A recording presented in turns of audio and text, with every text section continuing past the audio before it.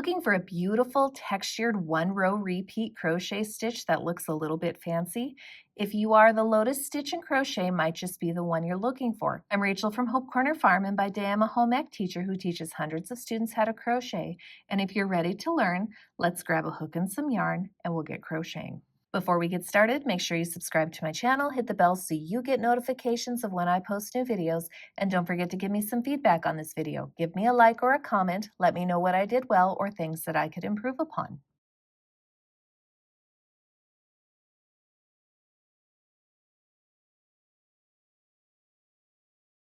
So the Lotus Stitch is a little bit more of an intermediate stitch, but you are going to have to know how to chain, single crochet, and how to perform a variation of the puff stitch.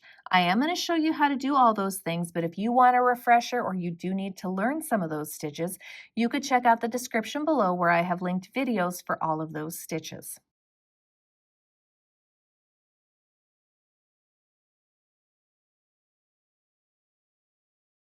For today's tutorial, you're going to have to gather a few things. So first off, I'm going to use two different crochet hooks, and I'll explain why in the tutorial. But I'm going to use the size J 6.0 millimeter crochet hook for the chain. And then for the remainder of my project, I'm going to use the size I 5.5 millimeter crochet hook. I am also going to use some size 4 medium weight yarn in this teal color. On both the hooks and the yarn size and color, you can choose whatever works best for you. You're also going to need a pair of scissors at the very end if you want to cut your project free. And if you made this into a project, you're going to want a yarn needle at the very end to weave in your yarn tails. Today's crochet tutorial is written using US crochet terms.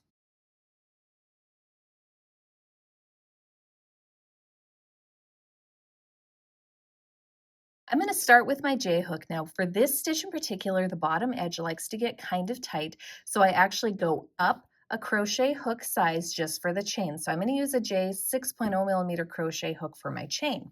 Now for my chain, I need to start by chaining a multiple of 6 plus 5. So what that means is you're going to chain your multiple of 6 first. So my multiple of 6 for this tutorial is going to be 12. So here's 1, 2, 3, 4, 5, 6, 7, 8, 9, 10, 11, and 12. So 12 is my multiple of 6. Once you have chained whatever multiple of 6 you would like, you then need to add 5 stitches at the very end. So here is 1, 2, 3, 4, and 5. So now my stitch count is up to 17 for this stitch. I chain your multiple of 6 first and then add 5 at the very end.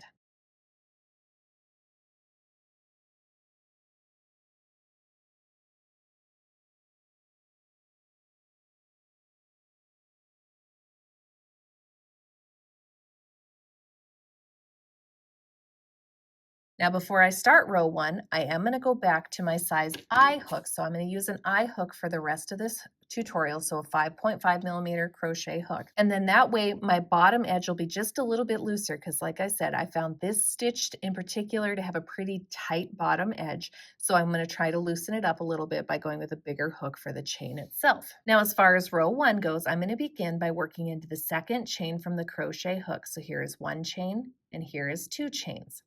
I personally am going to work into the back bump, but you can work into the chain however you normally do. There is no right or wrong way for this stitch. Into that second chain from the crochet hook, I'm going to place a single crochet stitch. Now I'm going to get into my repeat for the row. So I'm going to skip 2 chains, and into the third, I'm going to work puff stitch, chain 2, puff stitch, chain 2, puff stitch. So let me show you what that looks like. So for the puff stitch, we're going to yarn over. We're going to go into that chain. We're going to yarn over, pull through the chain. Now you have 3 loops on your hook. Yarn over, go back into the same chain. Yarn over, pull through that chain. Now you've got 5 loops on your hook. Yarn over, go back into the same chain again. Yarn over, pull through. Now you have 7 loops on your crochet hook. I'm going to yarn over, pull through 6 of those loops. I have 2 loops remaining. I'm going to yarn over, pull through both loops to complete that puff stitch. Now I'm going to chain 2, and I'm going to go back into that same chain space that we just worked into, and I'm going to work another puff stitch. So yarn over, insert, yarn over, pull through, yarn over, insert, yarn over, pull through, yarn over, insert, yarn over, pull through, yarn over, pull through 6 loops, yarn over, pull through 2 loops to complete that puff stitch.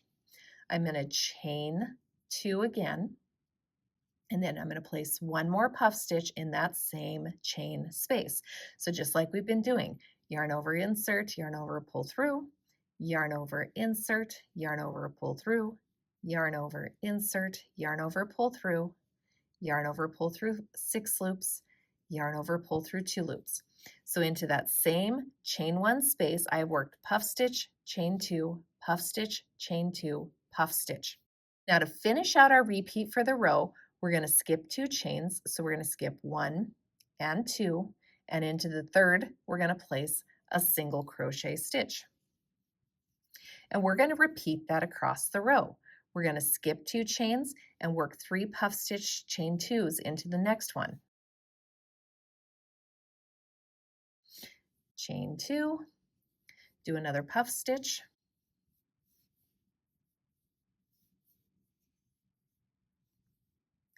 chain 2, and do 1 more puff stitch,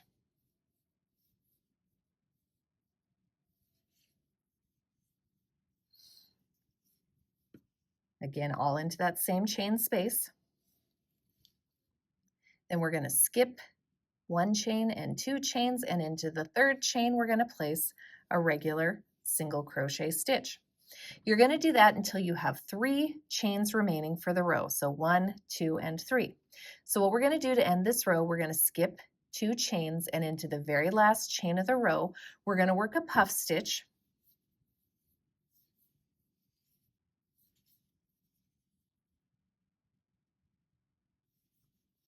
We're going to chain 2, and then we're going to put 1 more puff stitch in that same last chain.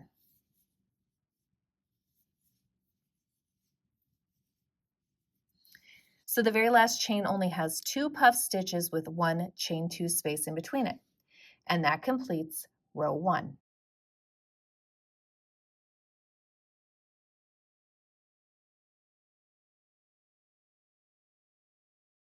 For row 2, we're going to start by chaining 1 and then turning our work.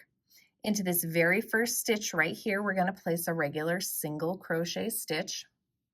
Now we're going to get into our repeat for the row. We're going to skip all the way over here to the top of the single crochet from the previous row.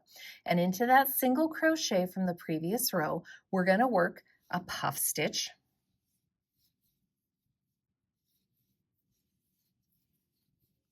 chain 2, another puff stitch,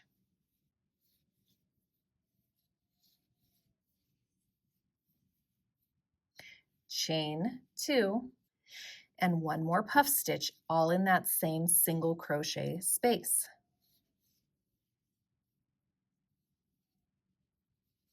So there are those 3 puffs with chain 2s in between them in the top of that single crochet from the previous row.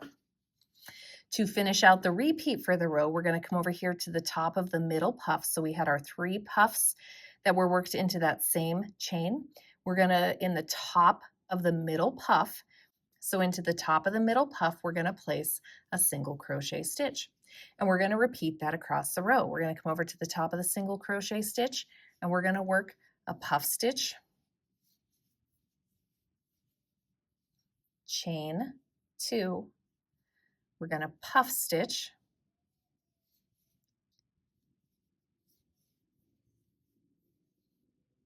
chain 2, and then 1 more puff stitch in there. So I kind of think of it like this. I yarn over, insert, yarn over, pull through. Now I've got 3 loops, yarn over, insert, yarn over, pull through. Now there's 5, yarn over, insert, yarn over, pull through. Now there's 7. So I go 3, 5, 7.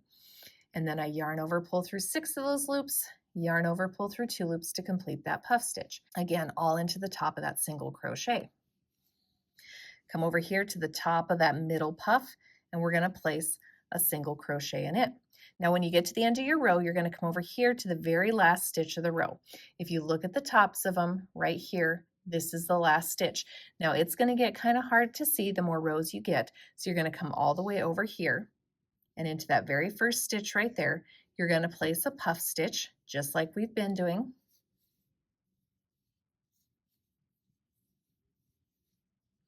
You're going to chain 2, Then you're going to puff stitch again.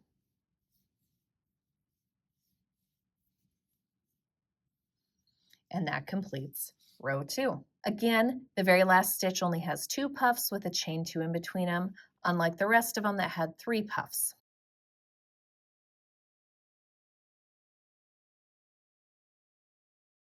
For the remainder of your project using the lotus stitch, you're going to simply keep repeating row 2. This has now become a 1 row repeat crochet stitch.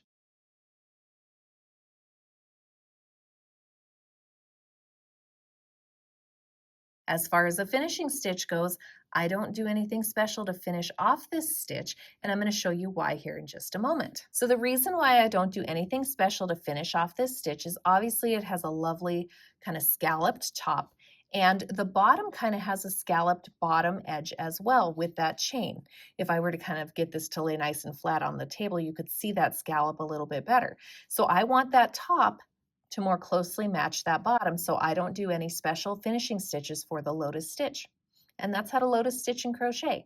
I hope you guys found this tutorial helpful. Don't forget to subscribe to my channel, hit the bell so you get notifications of when I post new videos. And if you're looking for another fun 1 row repeat crochet stitch, you could check out my reverse blanket stitch tutorial right here.